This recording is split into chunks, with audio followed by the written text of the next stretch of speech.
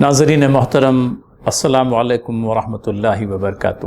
ارشادات نبوی صلی اللہ علیہ وسلم کا تذکرہ جو پہلے سے جاری ہے اور تا قیامت جاری رہے گا، اسی سلسلے کو آگے بڑھاتے ہوئے آج کی گفتگو میں حصول علم کی فضیلت اور غرض اللہ کے نبی صلی اللہ علیہ وسلم نے جو بیان فرمائی، ان باتوں کا تذکرہ مقصود ہے۔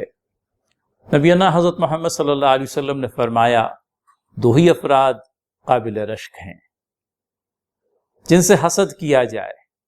ان میں سے ایک وہ جس کو اللہ تعالیٰ نے مال دیا اور وہ اس مال کو اللہ تعالیٰ کی توفیق سے حق کی راہ میں خرچ کرتا ہے۔ دوسرا وہ شخص جس کو اللہ تعالیٰ نے حکمت عنایت کی اور وہ اس حکمت کے ذریعے سے لوگوں کے درمیان میں فیصلے فرماتا ہے، اور یہ کہ لوگوں کو اس کی تعلیم دیتا ہے۔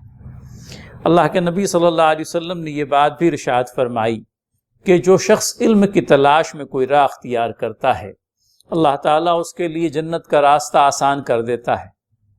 فرشتے طالب علم کی خوشی کے لیے اپنے بازو بچھاتے ہیں، اور یہ وہ شخص ہے حصول علم میں سرگرداں جس کو پانی کی مچھلیاں تک دعائے مغفرت دیتی ہیں۔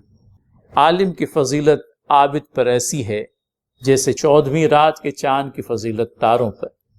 نبینا حضرت محمد صلی اللہ علیہ وسلم نے اس حدیث کے آخر میں یہ بات بھی ارشاد فرمائی کہ علماء نبیوں کے وارث ہیں، اور انبیاء کا ورثہ دینار و درہم نہیں ہوتا، بلکہ انبیاء کا ورثہ وہ علم ہوتا ہے جو وہ اپنے پیچھے چھوڑ جاتے ہیں، اور جس نے اس علم کو حاصل کیا اس نے وافر حاصل کیا۔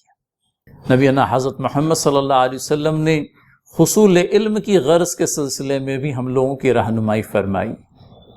ارشاد رسالت مآب صلی اللہ علیہ وسلم ہے کہ جس نے علم اللہ تعالیٰ کی خوشنودی کے لیے نہیں بلکہ اس لیے حاصل کیا کہ عالموں پر فخر کرے یا جاہلوں کے ساتھ میں جھگڑے یا لوگوں کو اپنی طرف متوجہ کرائے، اس کا یہ عمل خدا اس کو دوزخ کی آگ میں داخل کر کے رہے گا۔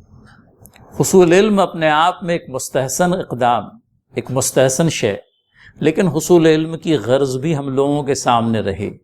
خوشنودی رب، اللہ تعالیٰ کی خوشنودی، اس کو راضی کرنے کے لیے جو علم حاصل کیا جائے گا وہ ہمارے لیے دنیا اور آخرت میں فیض و برکات کا باعث ہوگا۔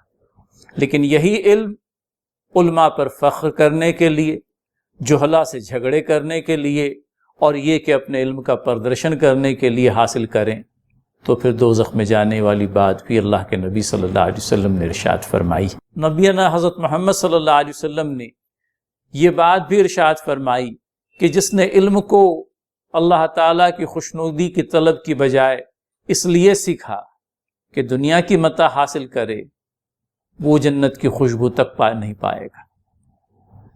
غرض یہ کہ ان باتوں کو سمجھنے کی ضرورت ہے، اور ہمارے ناظرین کے اندر میں جو بالخصوص حصول علم والے ہیں، طلبہ ہیں، طالبات ہیں، وہ ان باتوں کو پیش نظر رکھیں۔ علم کوئی بھی ہو، لیکن اگر اللہ تعالیٰ کی خوشنودی کے لیے حاصل کیا جائے گا تو اس دنیا کے اندر میں بھی ہمارے لیے باعث خیر ہوگا، اور آخرت میں ہمارے درجات کے بلند ہونے کا سبب و ذریعہ بن جائے گا۔ رب تعالیٰ ہمیں اپنے نبی رحمہ صلی اللہ علیہ وسلم کی ان باتوں کو سمجھنے کی، ان پر عمل پیرا ہونے کی توفیق دے۔